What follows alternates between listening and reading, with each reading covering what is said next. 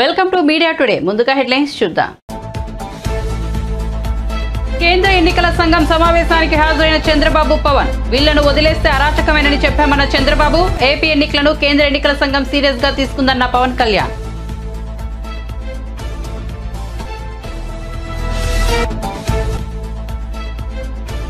విజయవాడలో కేంద్ర ఎన్నికల సంఘం సమావేశం. వైసీపీ తరపున విజయసాయిరెడ్డి హాజరు. గుర్తింపు లేని జనసేన పార్టీకి ఎలా అనుమతినిచ్చారని కేంద్ర ఎన్నికల సంఘాన్ని అడిగామన్న విజయసాయిరెడ్డి.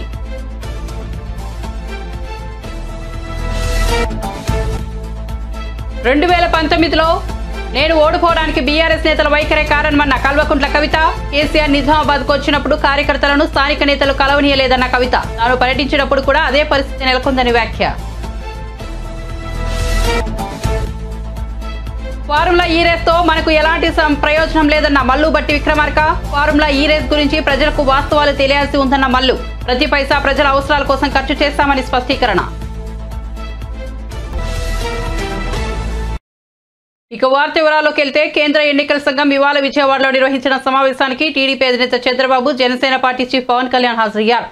సిఎస్సి సమావేశం ముగిసిన అనంతరం చంద్రబాబు, పవన్ కళ్యాణ్ మీడియా ముందుకు వచ్చారు. చంద్రబాబు మాట్లాడుతూ ఇవాళ ఎన్నికల సంఘాన్ని కలిసి అన్ని విషయాలను వారికి స్పష్టంగా వివరించామని వెల్లడించారు. తన సుదీర్ఘ రాజకీయ జీవితంలో ఎప్పుడూ చూడని పరిస్థితులు ప్రస్తుతం నెలకొని ఉన్నాయని అన్నారు. జనసేనాని పవన్ కళ్యాణ్ కూడా రాజకీయ పరిస్థితులను గమనిస్తూనే ఉన్నారని తెలిపారు. రాష్ట్రంలో ఎప్పుడూ జరిగినటువంటి అరాచకాలు జరుగుతున్నాయని వ్యాఖ్యానించారు. ప్రజాస్వామ్యాన్ని అపహాసం చేసే పరిస్థితికి వస్తున్నారని చంద్రబాబు విమర్శించారు. రాజకీయ పార్టీల నేతలు, కార్యకర్తలపై అక్రమంగా కేసులు పెడుతున్నారని, ఎక్కడా పని చేసుకోనివని పరిస్థితులు సృష్టిస్తున్నారని ఆరోపించారు. ఈరోజు నేను అదేవిధంగా జనసేన అధినేత పవన్ కళ్యాణ్ గారు కలిసి ఎలక్షన్ కమిషన్ కలిసాం. అన్ని విషయాలు కూడా చాలా స్పష్టంగా వారికి ఎక్స్ప్లెయిన్ చేశాం. నా సుదీర్ఘ రాజకీయ చరిత్రలో కానీ పవన్ కళ్యాణ్ గారు కూడా రాజకీయాల్లోకి రావడమే కాకుండా రాజకీయాలను వాచ్ చేస్తూ ఉండడం కానీ ఎలక్షన్ కమిషన్ కలిసాం. అన్ని విషయాలు కూడా చాలా స్పష్టంగా వారికి ఎక్స్ప్లెయిన్ చేశాం. నా సుదీర్ఘ రాజకీయ చరిత్రలో కానీ పవన్ కళ్యాణ్ గారు కూడా రాజకీయాల్లోకి రావడమే కాకుండా రాజకీయాలను వాచ్ చేస్తూ ఉండడం కానీ ఇవన్నీ చూసిన తర్వాత ఎప్పుడూ జరగనటువంటి అరాచకాలు జరుగుతున్నాయి.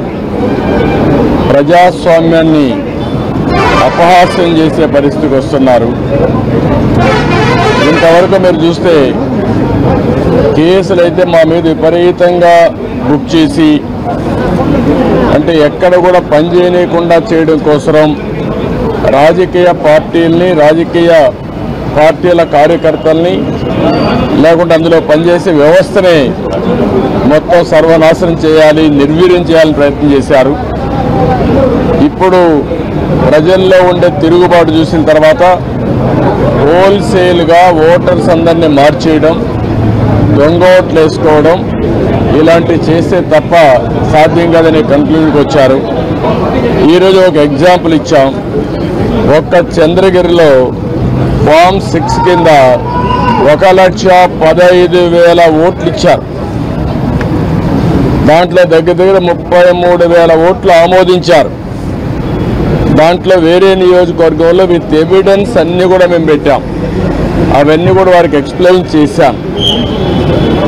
అదే మరిగా స్టేట్ ఎలక్షన్ కమిషనర్ ఆ రోజు పడిన అవస్థ కానీ, కడాన ఆయన డ్యూటీ కండక్ట్ చేయడానికి, ఆయన విధి నిర్వహించడానికి సెంట్రల్ హోమ్ మినిస్టర్ని అడిగాడు ప్రొటెక్షన్ కోసం. కుటుంబాన్ని, ఆయనకు సెక్యూరిటీ కావాలని అడిగే పరిస్థితి అవి కూడా ఇచ్చాం. ఫైనల్గా మేము రిక్వెస్ట్ చేసింది వారిని ఒకటే చెప్పాం. ఏదైతే ఎలక్షన్ డ్యూటీ కేసే ఆఫీసర్ని సెలక్షన్ ప్రాసెస్లో కాకుండా ఆల్ ఇండియా లెవెల్లో చేసే బెస్ట్ ప్రాక్టీసెస్లో ఎంపిక చేసుకోవాల్సిన అవసరం ఉంది. ఈరోజు సెలక్షన్ ప్రాసెస్ ఎందుకన్నానంటే ఆల్ ఇండియా లెవెల్లో టీచర్స్ని, గవర్నమెంట్ ఆఫీసర్స్ని, అనుభవం ఉండే వ్యక్తులు పెట్టుకుంటారు.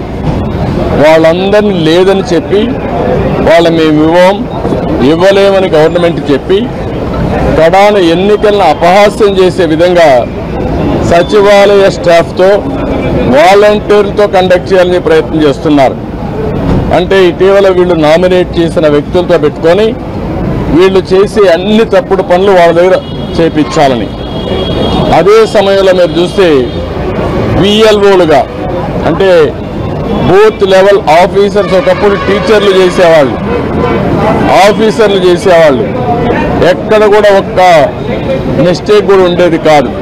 That is their duty. దానిపైన చాలా స్పష్టంగా ఆదేశాలు కూడా ఉన్నాయి.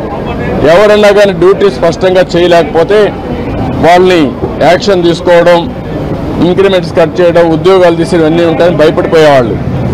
ఈరోజు ఎవరు చేస్తున్నారంటే ప్రధాన మహిళా పోలీస్ 2600 మంది బిఎల్ఓని మహిళా పోలీసులు పెట్టేశారు. ఇది నాకు ఆశ్చర్యం వేస్తుంది. 83 నియోజకవర్గంలో మహిళా పోలీసులను బిఎల్ఓకి పెడితే వాళ్ళకి మహిళా పోలీసులకు ఏం తెలుస్తుంది ఇవన్నీ అంటే? ఇంకొక పక్క వై ఏపీ నీడ్స్ జగన్ అని కలెక్టర్ దగ్గర నుంచి అందరూ క్యాంపెయిన్లు చేస్తారు. ఇప్పుడు చేసిన అరాచకం చాలదు, భారతీయ యుగానికి తీసుకుపోవడానికి అలాంటి వాళ్ళు పెట్టుకొని చేసే పరిస్థితికి వస్తున్నారు. ఇవన్నీ మేము ఎక్స్ప్లెయిన్ చేసిన తర్వాత వారికి మా మీద కానీ జనసేన మీద కానీ దగ్గర 6000 నుంచి 7000 కేసులు మా మీద పెట్టారు. ఒక్క పుంగనూరులో కేసులో 250 మంది పెట్టారు. 200 మంది పైన జైలుకు పోయి వచ్చారు. ఇప్పుడు బైండ్ ఓవర్ కేసులు పెడుతున్నారు. అంటే నీ మీద కేసు ఉంది, పోలీసు వాళ్ళు నోటీస్ ఇస్తారు, ఎంఆర్ఓ దగ్గర సరెండర్ కావాలి అంటే మళ్ళీ బెదిరించడం. ఎలక్షన్లో ఎవరిని పని చేయనీయకుండా నిర్వీర్యం చేయడానికి, లేకపోతే మళ్ళా వాళ్ళని అరెస్ట్ చేయడానికి ప్రయత్నం చేసే పరిస్థితి వచ్చారు. టీడీపీ అధినేత చంద్రబాబుతో కలిసి విజయవాడలో కేంద్ర ఎన్నికల సంఘం సమావేశానికి హాజరయ్యారు జనసేనాని పవన్ కళ్యాణ్. ఆ భేటీ ముగిశాక మీడియాతో మాట్లాడారు. ఏపీలో ఎన్నికలు పూర్తి ప్రజాస్వామ్యబద్ధంగా జరగాలన్న ఉద్దేశంతోనే కేంద్ర ఎన్నికల సంఘం ఇవాళ విజయవాడ వచ్చి సమావేశం ఏర్పాటు చేసిందని పవన్ కళ్యాణ్ వెల్లడించారు. చంద్రబాబు 3 సార్లు ముఖ్యమంత్రిగా చేసి విపక్ష నేతగా ఉన్నారన్నారు. ఆయన తన సుదీర్ఘ అనుభవంతో తాను ముఖ్యమంత్రిగా ఉన్న సమయంలో ఎన్నికలు ఎలా జరిగాయో సీఈసీకి చక్కగా వివరించారన్నారు. పారదర్శకంగా ఎన్నికలు జరగడానికి ఆయన శాయశక్తిగా ఎలా కృషి చేశారో చెప్పారు. చంద్రగిరిలో 1,00,000 దొంగ ఓట్లు నమోదు చేస్తే వాటిలో 4 వంతు ఆమోదించారన్న విషయాన్ని సీఈసీ దృష్టికి తీసుకెళ్లామన్నారు. ఇక జనసేన తరపున కూడా అభ్యంతరాలను కేంద్ర ఎన్నికల సంఘానికి వివరించామన్నారు.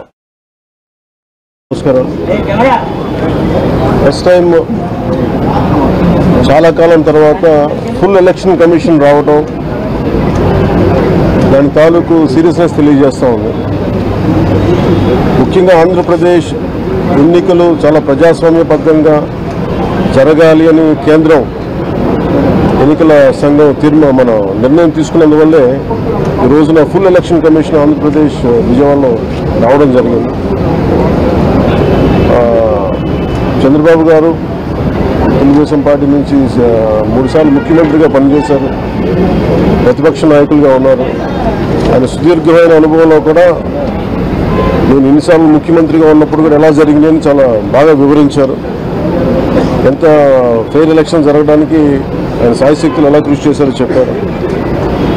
జనసేన తరపు అలాగే వైసీపీ ఏమేం చేసింది ఇప్పుడు దాకా, దొంగ ఓట్లు ఎలా రిజిస్టర్ చేశారు. ఆ చంద్రగిరి ఇందాక మీరు చెప్పినట్టు చంద్రగిరిలో దాదాపు 1,00,000 పైచిలుకు ఓట్లు దొంగ ఓట్లు నమోదు చేస్తే దాదాపు దాంట్లో 1/4 ఆల్మోస్ట్ దాన్ని యాక్సెప్ట్ చేశారు. ఇలా ప్రతి చోట ప్రతి నియోజకవర్గంలో ప్రతి బూత్లో ఏ స్థాయిలో దొంగ ఓట్లు నమోదవుతున్నాయి, ఎలా తీసేయాలి, వీటి మీద చాలా స్పష్టంగా వివరించారు. జనసేన తరఫు నుంచి నేను ప్రత్యేకంగా వివరించింది ఎలక్షన్ కమిషన్కి, వైసీపీ ప్రభుత్వం వచ్చినప్పటి నుంచి లా అండ్ ఆర్డర్ కంప్లీట్గా దిగజారిపోయింది. ఎవరన్నా ప్రజాస్వామ్య హాని జరుగుతుంటే గొంతెత్తిన పొలిటికల్ పార్టీస్ కానీ వ్యక్తులు కానీ ప్రైవేట్ వ్యక్తులు కానీ వాళ్ళందరి మీద కేసులు ఎలా పడుతున్నాయి, కేసులు ఎలా చేస్తున్నాయి, ముఖ్యంగా బైండ్ ఓవర్ కేసులు ప్రత్యేకించి పొలిటికల్ పార్టీ టీడీపీ వారి మీద కానీ జనసేన కార్యకర్తల మీద కానీ ఇవన్నీ చాలా క్లియర్గా తెలియజెప్పడం జరిగింది వారికి. అలాగే పోలీసు అధికారులను ఇప్పుడు సడన్గా మారుస్తూ ఉన్నారు. లాస్ట్ 2 నెలలుగా మార్చేస్తూ ఉన్నారు. మళ్ళీ ఎన్నికలు సంఘం వచ్చేటప్పటికి మళ్ళీ వాళ్ళకి కావాల్సిన అధికారులను తిరిగి అక్కడ వేయించుకునేలాగా తీసుకొచ్చిన ప్రణాళికలు చేస్తాం. అది కూడా బలంగా తెలియజేస్తాం. అలాగే మహిళా కానిస్టేబుల్స్ ప్రత్యేకించి సంబంధం లేని చోట్ల వాళ్ళు దాదాపు 87 నియోజకవర్గాల్లో వాళ్ళు పెట్టారు. అది దూరం చేయమని ప్రత్యేకంగా ఆయన వివరించారు.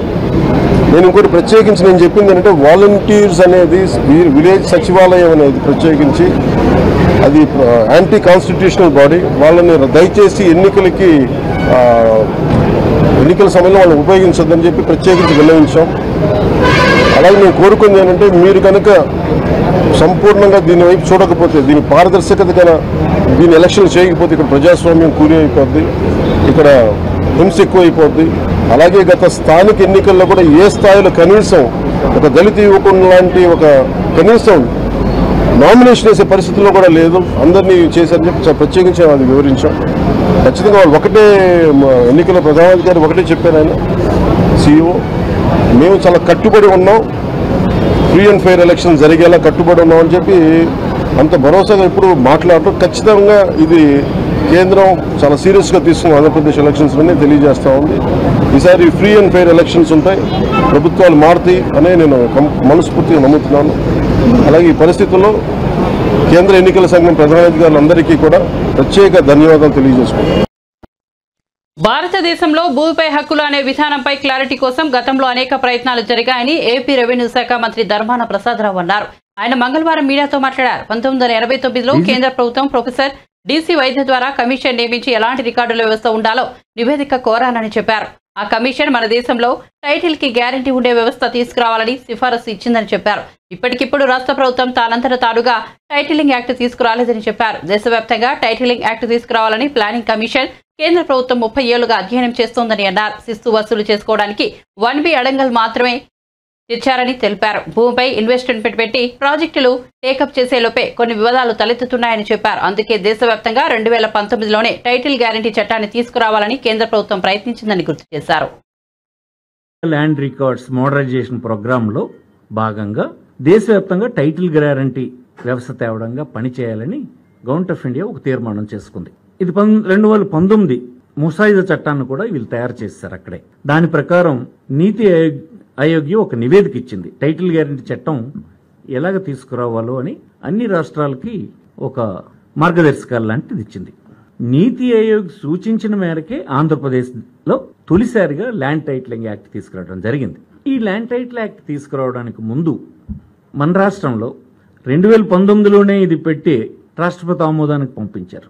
మళ్ళీ కొన్ని కొరీస్తో వెనక్కి పడిచింది. వస్తే మళ్ళీ దాన్ని 2023లో పంపించి రాష్ట్రపతి గారు ఆమోదం తీసుకున్న తర్వాత చట్టంగా రూపొందింది. ఇక్కడ కొంతమంది రాష్ట్రంలో అభిప్రాయపడుతున్నట్టుగా ఇది ఆదరాబాదరగా చేసింది కాదు. దేశవ్యాప్తంగా జరిగినటువంటి ఒక 30 సంవత్సరాల అధ్యయనమో ఒత్తిడో ఉన్నటువంటి సందర్భంలో వచ్చినటువంటి చట్టం, నీతి ఆయోగ్ పర్యవేక్షణలో ముసాయిదా చట్టం ద్వారా వచ్చినటువంటి చట్టం, మన దేశంలో కూడా మన రాష్ట్రంలో కూడా ఈ చట్టాన్ని శాసనసభలో గడిచిన 4 సంవత్సరాలుగా రాష్ట్రపతి గారికి 2 సార్లు వెళ్లి వెనక్కి వచ్చి ఆమోదం 2023లో పొందినటువంటి చట్టం.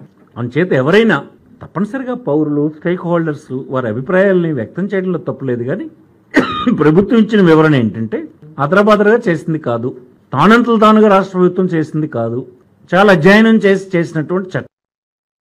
కేంద్ర ఎన్నికల సంఘం విజయవాడలో నిర్వహించిన సమావేశానికి వైసీపీ తరఫున ఆ పార్టీ రాజ్యసభ సభ్యుడు విజయసాయిరెడ్డి హాజరయ్యారు. సిఎస్సితో సమావేశం అనంతరం ఆయన మీడియాతో మాట్లాడారు. గుర్తింపు లేని జనసేన పార్టీకి ఎలా అనుమతి ఇచ్చారన్న విషయాన్ని సిఎస్సి దృష్టికి తీసుకెళ్లామని విజయసాయిరెడ్డి తెలిపారు. జనసేనను ఇప్పటి వరకు బీజేపీ భాగస్వామ్య పార్టీగా పరిగణిస్తూ వచ్చారు. ఎన్నికల సంఘానికి ఇచ్చిన అభ్యర్థనల్లో జనసేన పార్టీని టీడీపీ భాగస్వామ్య పార్టీ అని పేర్కొన్నారు. నిజంగా ఆలోచిస్తే జనసేన పార్టీ ఇవాళ బీజేపీ భాగస్వామ్య పక్షమా, టీడీపీ భాగస్వామ్య పక్షమా, ఆ పార్టీకి ఎలా అనుమతి ఇచ్చారన్న అంశాన్ని సిఎస్సికి నివేదించామన్నారు. ఇలా అనుమతించడం సమంజసమేనా అనే విషయాన్ని సిఎస్సి ఎదుట ప్రస్తావించామన్నారు. జనసేన అనేది ఒక గుర్తింపు లేని రాజకీయ పార్టీ. గ్లాసు గుర్తు అనేది జనరల్ సింబల్. 175 స్థానాల్లో కేవలం కొన్ని స్థానాల్లోనే పోటీ చేసే ఒక పార్టీకి సాధారణ గుర్తుల్లో నుంచి ఒక సింబల్ కేటాయించడం చట్ట విరుద్ధమని కూడా మేము వివరించామని విజయసాయిరెడ్డి తెలిపారు. వైఎస్ఆర్ కాంగ్రెస్ పార్టీ నుంచి నేను, మా యొక్క పార్లమెంటు సభ్యులు భరత్ ఈరోజు election commission, chief election commissioner గారిని, అదర్ ఎలక్షన్ కమిషనర్స్ని, మిగతా అఫీషియల్స్ని కలిసి మొత్తం 6 అంశాలపైన ఎలక్షన్ కమిషన్కి నివేదించడం జరిగింది. మొట్టమొదటిగా ఈరోజు మాకున్నటువంటి సమాచారం ప్రకారం తెలుగుదేశం పార్టీతో పాటు జనసేన పార్టీ కూడా అన్రికగ్నైజ్డ్ పార్టీ. ఈ యొక్క అవకాశం రికగ్నైజ్డ్ పార్టీస్కి మాత్రమే ఉంటుంది. అన్రికగ్నైజ్డ్ పార్టీ అయినటువంటి జనసేనను ఎలా అనుమతించారు అన్నటువంటి విషయాన్ని ఎలక్షన్ కమిషన్ దృష్టికి తీసుకురావడం జరిగింది. జనసేన అన్నటువంటి పార్టీ ఇప్పటి వరకు కూడా వాళ్ళు ఇచ్చినటువంటి రిపోర్ట్, ఎలక్షన్ కమిషన్కి ఇచ్చినటువంటి రిక్వెస్ట్ ప్రకారం అలయన్స్ పార్ట్నర్ కింద తెలుగుదేశం పార్టీ, జనసేన పార్టీని అనుమతించమని రిక్వెస్ట్ చేయడం జరిగింది. ఇంకొక విషయాన్ని కూడా ఎలక్షన్ కమిషన్ దృష్టికి తీసుకొచ్చాం. జనసేన పార్టీ అన్నటువంటిది ఇప్పటి వరకు కూడా బీజేపీ అలయన్స్ పార్ట్నర్ కింద పరిగణిస్తా వచ్చారు. ఈరోజు నిన్న ఇచ్చినటువంటి ఎలక్షన్ కమిషన్కి ఇచ్చినటువంటి రిక్వెస్ట్లో Janasena party Telugu Desam party alliance partner కింద డిస్క్రైబ్ చేయడం జరిగింది. జనసేన పార్టీ ఈరోజు నిజంగా ఆలోచిస్తే బీజేపీతో అలయన్స్ పార్ట్నరా లేక తెలుగుదేశం పార్టీతో అలయన్స్ పార్ట్నరా అన్నటువంటి విషయాన్ని క్వశ్చన్ చేస్తూ ఎలా ఎలక్షన్ కమిషన్ అనుమతించడాన్ని మేము వాళ్ళకి నివేదించాం. ఇలా అనుమతించడం సమంజసమేనా అన్నటువంటి విషయాన్ని ఎలక్షన్ కమిషన్ దృష్టికి తీసుకురావడం జరిగింది. ఇక రెండవ విషయం, జనసేన అన్నటువంటిది unrecognised political party. Glass symbol అన్నటువంటిది ఒక జనరల్ సింబల్. అటువంటి సింబల్ని గతంలో 2019 ఎన్నికల్లో గడిచినటువంటి ఎన్నికల్లో glass symbol throughout the state ఇవ్వడం జరిగింది. అటువంటి సింబల్ని, కామన్ సింబల్ని ఒక పొలిటికల్ పార్టీకి రాష్ట్ర వ్యాప్తంగా కొన్ని స్థానాల్లో, 175 స్థానాల్లో కొన్ని స్థానాల్లో పోటీ చేసేటటువంటి ఒక రాజకీయ పార్టీకి ఒక సింబల్ కేటాయించడం జనరల్ సింబల్లో నుంచి అది చట్ట విరుద్ధం అది అన్నటువంటి విషయాన్ని కూడా మేము ఎలక్షన్ కమిషన్కి నివేదించడం జరిగింది. ఈ 2 విషయాలు కాకుండా మరొక విషయం, మూడవ అంశం, కోనేరు సురేష్ అనేటటువంటి వ్యక్తి, ఇతను తెలుగుదేశం పార్టీ ఎలక్టోరల్ సెల్ లో ఏదో సమ్ పొజిషన్లో ఉన్నాడన్నమాట. ఇతను ఒక బల్క్ కంప్లైంట్ని, ఒక ఇంచుమించుగా 10 లక్షల పైచిలుకు ఓట్లన్నీ కూడా ఆంధ్ర రాష్ట్రంలో బోగస్ ఓట్లు అన్నటువంటి కంప్లైంట్ని chief electoral officer Andhra Pradesh chief formula ఈ రేస్తో రాష్ట్రానికి వచ్చే ప్రయోజనం ఏమీ లేదని ఉప ముఖ్యమంత్రి మల్లు భట్టి విక్రమార్క అన్నారు. మంగళవారం ఆయన మీడియాతో మాట్లాడుతూ ఫార్ములా ఈ రేస్ పై మాజీ మంత్రులు, బీఆర్ఎస్ నేతలు చేసిన ఆరోపణలను తిప్పికొట్టారు.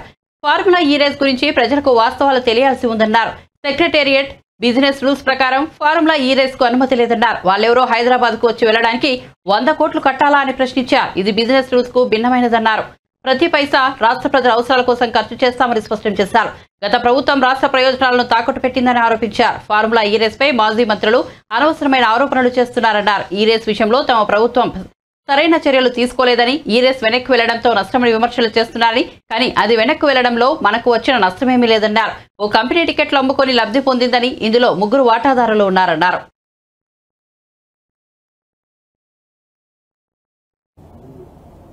దీనికి సంబంధించింది వాళ్ళు కట్టాల్సిన 110 కోట్లకు సంబంధించి వాళ్ళు కట్టకుండా తీసుకొచ్చినటువంటి వాళ్ళు వదిలేసి రాష్ట్రం మీద బై పార్టీ అగ్రిమెంట్ లాగా ఎంఓయూడి డిపార్ట్మెంట్ తో స్టేట్ గవర్నమెంట్ చేపించేశారు. మొదటి దాంట్లోనే ఏం లేదు. ఈ రెండో అగ్రిమెంట్కి వచ్చేవారికి డబ్బులు కట్టాలట, పర్మిషన్లు కూడా అన్ని ఇలా తెచ్చుకోవాలి, స్టేట్ గవర్నమెంట్ తెచ్చేయాలంట. మరి స్టేట్ గవర్నమెంట్కి ఏంటి దీంట్లో వచ్చే ఆదాయం? పోనీ ఇది ఏమన్నా సెక్రటేరియట్ బిజినెస్ రూల్స్ ప్రకారం ఏమైనా చేశారా? మంత్రి గారు ఏమైనా సంతకం పెట్టి చేయించారంటే వారి సంతకం కూడా పెట్టలేదని సమాచారం తెలుస్తా ఉంది. క్యాబినెట్ అప్రూవల్ ఏమైనా పెట్టి చేయించారంటే అది లేదు. ఓవరాల్ ఇన్స్ట్రక్షన్స్ ఇచ్చి అధికారితో చెప్పారంటే అధికారులు ఎంఏయుడి స్పెషల్ సెక్రటరీ గారు స్పెషల్ చీఫ్ సెక్రటరీ గారు అగ్రిమెంట్ చేసేసి సంతకాలు పెట్టేసి ఈ 110 కోట్లు కట్టాల్సిన దాంట్లో 55 కోట్లు ఆల్రెడీ కట్టేసి మిగతా ఇన్స్టాల్మెంట్స్ కోసం 2 ఇన్స్టాల్మెంట్స్ అట్లా పెట్టేసి అంటే ఇది ఇప్పుడు ఆ 2 ఇన్స్టాల్మెంట్స్ కోసం 3rd ఇన్స్టాల్మెంట్ కోసం ఆ 55 కోట్ల కోసం ఫార్ములా అయ్యేవాళ్ళు స్టేట్ గవర్నమెంట్కి నోటీస్ ఇచ్చారు, మీరు అవి డబ్బులు కట్టాలి. గవర్నమెంట్ డిసెంబర్ 7వ తారీఖు నాడు ప్రమాణ స్వీకారం చేసింది. వీళ్ళ సంగతి ఏందో తెలుసుకుందాం. ఇదేంది వారు మంత్రి గారు మాజీ మంత్రి గారు ఎక్స్లో ట్విట్టర్లోను నగర ఇది రాష్ట్ర బ్రాండ్ ఇమేజ్ అంతా పోతాం, తెచ్చినవన్నీ పోగొట్టేస్తాం. అరే పచ్చిగా రాష్ట్రాన్ని అమ్మకానికి పెట్టి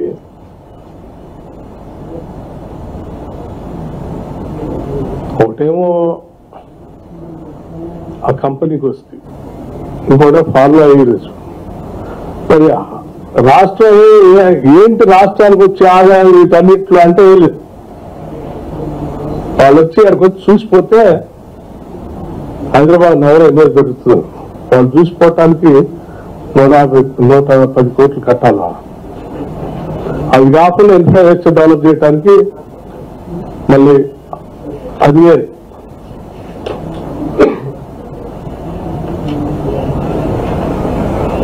ఇన్ని డబ్బులు కట్టి రాష్ట్రం సాధించింది ఏంటి అంటే ఏమి లేదు.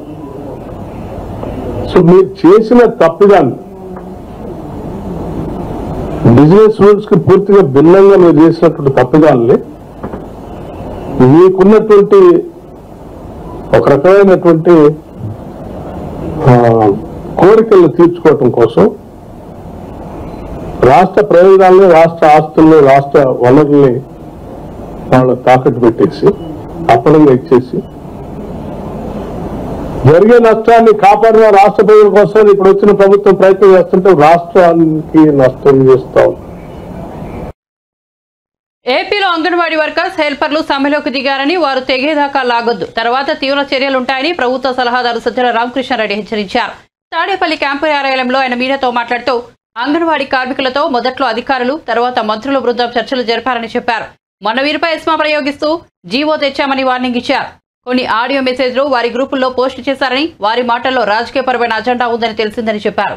అంగన్వాడీ కార్మికులం 1,00,000 మంది ఉన్నామని, తాము అనుకున్నది జరగకపోతే ప్రభుత్వాన్ని దించేస్తామనేలా వీడియోలో వారి మాటల్లో వ్యక్తమవుతోందన్నారు. ప్రభుత్వం పరిష్కరించాల్సిన సమస్యలను పరిష్కరిస్తుందని చెప్పాయని, కానిది వచ్చే గవర్నమెంట్లో ఆలోచిస్తామని చెప్పామని తెలిపారు. తాము ఎప్పుడు ఒకే మాట మీద ఉన్నామన్నారు. ఈ అంగన్వాడీల కింద లక్షలాది మంది మహిళలు, పిల్లలు, గర్భిణీలు ఉన్నారన్నారు. ఎక్కడో ఒక పాయింట్ వద్ద ప్రభుత్వం ప్రత్యామ్నాయం చేయాల్సి ఉందని సజ్జల రామకృష్ణారెడ్డి తెలిపారు.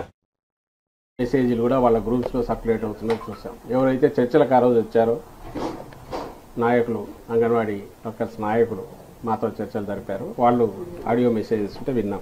అందులో ప్రధానంగా నాకు కనిపించింది రాజకీయ కోణం ఎక్కువ కనిపించింది. ఈ నాయకులు, అంగన్వాడీ వర్కర్స్ నాయకులు వాళ్ళు రాజకీయం చేస్తున్నారని అనట్లేదు, కానీ వెనక ఉండి నడుపుతున్న వారు కానీ, ఏ యూనియన్లు అయితే ఏ పార్టీలకైతే అనుబంధం ఉన్నాయో ఆ పార్టీలు కానీ అవైతే రాజకీయపరమైన అజెండాతోనే చేస్తున్నాయనేది ముందు నుంచి తెలిసినప్పటికీ ఈరోజు వీళ్ళ మెసేజ్లో అది బహిర్గతమైంది. దీని రిపర్కషన్స్, దీని ఇవి ఎంతవరకు ఉంటాయనేది ఆలోచించడం కంటే, ఇంతమంది ఉన్నాం కదా 1,00,000 మందిని, మనం అనుకున్నది రాకపోతే ప్రభుత్వాన్ని అయినా దించేంత వరకు పోగలం అనే ధీమా ఈ బయట నుంచి ఆర్గనైజ్ చేస్తున్న నాయకులు లేదా పార్టీల నుంచి ఉందని వాళ్ళ మాటల్లోనే వ్యక్తమవుతుంది. ఆడియో ఇది వింటే ఎగ్జాక్ట్లీ మేము ఏదైతే భయపడుతూ వచ్చామో, వాళ్ళను హెచ్చరిస్తూ వచ్చామో అంగన్వాడీ ఉద్యోగులు, అదే ఫైనల్గా జరుగుతుంది. నేను చెప్పదలుచుకున్నది ఒకటే, మేము అంతకుముందు అడ్రస్ చేసిన ఏవైతే సాల్వ్ కాగలిగినవన్నీ చేసుకుంటూ వచ్చాము. ఏదైతే ఇమ్మీడియట్ ఈ టర్మ్లోనే ఇప్పుడు చేయడం కుదరదు కాబట్టి తర్వాత భవిష్యత్తులో దాని గురించి ఇది ఎన్నికల సమయం, ఎన్నికలు వస్తున్నాయి, అయిపోయాక తర్వాత మాట్లాడదాం, దాని గురించి ఏదైనా సానుకూలంగా చేయడానికి ప్రశ్న యాదాపనం అయితే చేయలేమని చెప్పారు. అది ఏదో బెదిరించడానికో వాళ్ళు ఎట్లయితే సమ్మె అనేది బెదిరించడానికి మేము చేయట్లేదు అంటున్నారో నిజంగా చేయట్లేదు కూడా అని ఇన్నాళ్ళు అనుకున్నాం. కానీ ఇప్పుడు చూస్తే అది కనిపిస్తుంది. అలాగే ఇటు ప్రభుత్వం వైపు నుంచి కూడా ఉన్న పరిస్థితిలో ఇంతకంటే ఇప్పుడు పెంచడం కుదరదు, నెక్స్ట్ ఖచ్చితంగా వచ్చే సంవత్సరం దాన్ని తప్పకుండా ఆలోచిస్తాం. ఉన్నప్పుడు అందులో కూడా అంత నిజాయితీ ఉంది. వాళ్ళ డిమాండ్లో ఎట్లయితే నిజాయితీ ఉందో, లేదా వాళ్ళు రాజకీయాలకు అతీతంగా తమ సమస్యను ప్రభుత్వానికి విన్నవించుకున్నారో ఇటు ప్రభుత్వం వైపు నుంచి కూడా అదే నిజాయితీతో చెప్పారు. పేదరికాన్ని రూపుమాపి అభివృద్ధి చెందిన దేశంగా తీర్చిదిద్దుతున్న ప్రధాని నరేంద్ర మోదీ సంకల్పాన్ని నెరవేర్చేందుకు భారతీయులందరూ వికసిత్ భారత్ కార్యక్రమంలో అంబాసిడర్లుగా రాణించాలని కేంద్ర మంత్రి బీజేపీ తెలంగాణ రాష్ట్ర అధ్యక్షుడు కిషన్ రెడ్డి పిలుపునిచ్చారు. స్వాతంత్రం వచ్చిన తర్వాత మన దేశానికి అధినేతలుగా ఉన్నటువంటి అనేక మంది, కొద్ది మంది తప్ప అనేక మంది కూడా దేశాన్ని ఏ రకంగా ముందుకు తీసుకెళ్లాలో మరి ఆ దిశలో ప్రయాణం చేయలేదు. కాబట్టి ఈ రోజు వరకు కూడా 75 సంవత్సరాల తర్వాత కూడా మన దేశంలో పేదరికము, బీదరికము, నిరుద్యోగము, మౌలిక వసతుల లేమి అన్ని రకాలుగా మనకు కనిపిస్తుంది. గ్రామీణ ప్రాంతాలలో విద్య, వైద్య సౌకర్యాలు అందుబాటులో లేనటువంటి పరిస్థితి, రోడ్లు లేనటువంటి పరిస్థితి, అనేక రకాల సహజంగా ఉన్నటువంటి వృత్తులు కోల్పోతున్నటువంటి పరిస్థితి, గ్రామాల నుంచి ప్రజలందరూ కూడా పట్టణ ప్రాంతాలకు వలస వెళ్తున్నటువంటి పరిస్థితి. దానికే ఈ రోజు నరేంద్ర మోడీ గారి ప్రభుత్వము ఒక అంకిత భావంతో ఈ రోజు దేశాన్ని ఒక అభివృద్ధి చెందిన దేశంగా తీసుకురావాలి.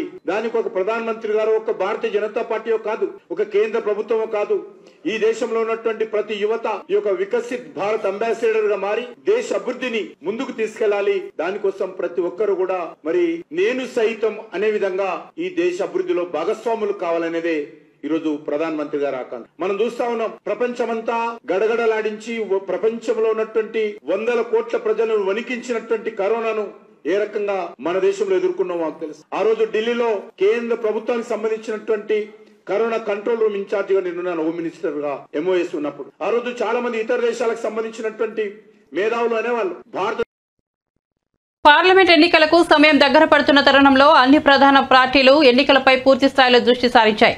సమీక్షలను నిర్వహిస్తూ గత పొరపాట్లను సరిదిద్దుకునే ప్రయత్నం చేస్తున్నాయి. తాజాగా బీఆర్ఎస్ ఎమ్మెల్సీ కల్వకుంట్ల కవిత చేసిన వ్యాఖ్యలు చర్చనీయాంశంగా మారాయి. 2014 పార్లమెంట్ ఎన్నికల్లో నిజామాబాద్ నియోజకవర్గం నుంచి కవిత గెలుపొందారు. అయితే 2019 ఎన్నికల్లో బీజేపీ అభ్యర్థి ధర్మపురి అరవింద్ చేతిలో ఓటమి పాలయ్యారు. మరోవైపు ఆ ఎన్నికల్లో బీజేపీకి కాంగ్రెస్ పార్టీ పరోక్షంగా సహకరించిందంటూ బీఆర్ఎస్ నేతలు అప్పట్లో విమర్శించారు. తాజాగా నిజామాబాద్ బీఆర్ఎస్ నేతలతో నిర్వహించిన సమావేశంలో కవిత మాట్లాడుతూ 2019లో తాను ఓటంబాలు కావడానికి సొంత పార్టీకి చెందిన ప్రజాప్రతినిధుల వైఖరి కారణమని ఆమె అన్నారు. ఆ సమయంలో నిజామాబాద్ జిల్లాలో కేసీఆర్ పర్యటించిన సమయంలో ఆయనను కార్యకర్తలు కలవకుండా స్థానిక ప్రజాప్రతినిధులు అడ్డంకులు సృష్టించారని చెప్పారు. తాను జిల్లాలో పర్యటించినప్పుడు కూడా ఇదే పరిస్థితి నెలకొందని అన్నారు. ఈ విషయమే తనకు ఫిర్యాదులు కూడా అందాయని చెప్పారు. తాను నిజామాబాద్ లోనే ఉంటానని, ఎవరైనా తనను కలవచ్చని అన్నారు. అందరూ కూడా పార్లమెంట్ ఎన్నికలపై ఫోకస్ పెట్టాలని సూచించారు. పనులను మీరు రద్దు చేసే మాట నిజమే అయితే రైతులకు నష్టం జరుగుతుంది. మరి మీరు సత్సంబంధాలు పెట్టుకుంటూ ఇవాళ మొత్తంగా అన్ని మీ సేవా సెంటర్లలో కూడా ఇస్తాం. కానీ మేము కోరేది ఒకటే, ఆల్రెడీ 44 లక్షల జిల్లా 200 యూనిట్లు వాళ్ళు చెప్పినవి కొన్ని చేసే ప్రయత్నం చేస్తున్నారు. అందులో ప్రజలకు హక్కులు సాధించి పెట్టడానికి వారి పక్షాన ప్రజలు ఆలోచించి బీఆర్ఎస్ పార్టీని పెద్ద మెజార్టీతో డిమాండ్ చేస్తూ ఉన్నాం. ధన్యవాదాలు. ఎప్పుడు మహబూబ్ నగర్ వచ్చినా మంచిగా పాత బీఆర్ఎస్ కూడా నిజంగా ఎక్స్ప్లెయిన్ చేయాల్సినటువంటి సందర్భం. ఎందుకోసం అడుగుతా ఉన్నామంటే గౌరవ కేసీఆర్ గారు ప్రాణహిత చేవెళ్ల ప్రాజెక్ట్. బులెటిన్ ముగించే ముందు హెడ్లైన్స్ మరోసారి చూద్దాం. కేంద్ర ఎన్నికల సంఘం సమావేశానికి హాజరైన చంద్రబాబు, పవన్ వీళ్లను వదిలేస్తే అరాచకమేనని చెప్పామన్న చంద్రబాబు. ఏపీ ఎన్నికలను కేంద్ర ఎన్నికల సంఘం సీరియస్ గా తీసుకుందన్న పవన్ కళ్యాణ్.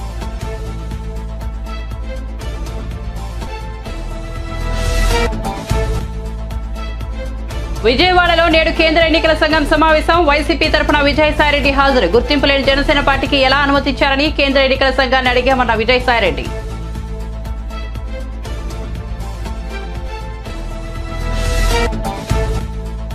రెండు 2019లో నేను ఓడిపోవడానికి బీఆర్ఎస్ నేతల వైఖరే కారణమన్న కల్వకుంట్ల కవిత. కేసీఆర్ నిజామాబాద్ కు వచ్చినప్పుడు కార్యకర్తలను స్థానిక నేతలు కలవనీయలేదన్న కవిత.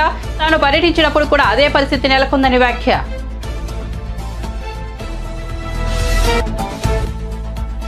ఫార్ములా ఈ రేస్ తో మనకు ఎలాంటి ప్రయోజనం లేదన్న మల్లు బట్టి విక్రమార్క. ఫార్ములా ఈ రేస్ గురించి ప్రజలకు వాస్తవాలు తెలియాల్సి ఉందన్న మల్లు. ప్రతి పైసా ప్రజల అవసరాల కోసం ఖర్చు చేస్తామని స్పష్టీకరణ. మరిన్ని అప్డేట్స్ కోసం చూస్తూనే ఉండండి మీడియా టుడే.